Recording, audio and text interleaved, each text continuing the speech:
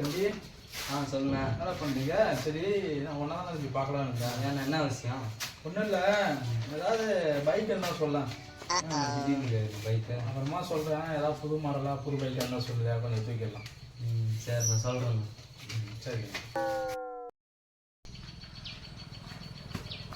என்னடா பண்ணுவோம்? வண்டி தானே கேட்டுருந்தோம். என்னடா வாயண்ணா ஒன்று காட்டுங்க. வாண்ணா எத்தனை வாண்ணா வரண்ணா. என்னடா இது ஒன்றியா? நீ தானே அன்னைக்கு தம்பி புதுசாக வச்சு வண்டி இருந்தால் சொல்கிறா தூக்கலான்னு சொன்னேன்.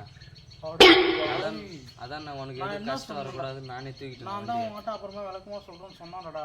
என்கிட்ட கொஞ்சம் காசு இருக்குது, புதுசாக புது மாடல் வண்டியா ஏதாவது வந்தால் சொல்கிறா, தூக்கிடலான்னு நான் சொன்னேன். அதை கூட புரிஞ்சிக்காமல் போய் திருட்டு வந்துடுறாங்களாடா, திருட்டு பசங்களா. என்னென்ன திருட்டு சொல்கிறேன்? அவ்வளோதான், எதுவும் பண்ண முடியாது. நீ திருட்டு தான் வந்திருக்க, வண்டிக்காரன் பார்த்தானா முடிஞ்சது நம்ம சோழி. என்னென்ன பண்ணுறது? அவ்வளோதான், எதுவும் பண்ண முடியாது. 3 பேருக்கு போய் ஜெயிலில் போய் உட்கார வேண்டியது. டேய், யாராவது என் வண்டி தூக்கிட்டு போனது உங்களை வெட்டாம விட மாட்டேன்டா.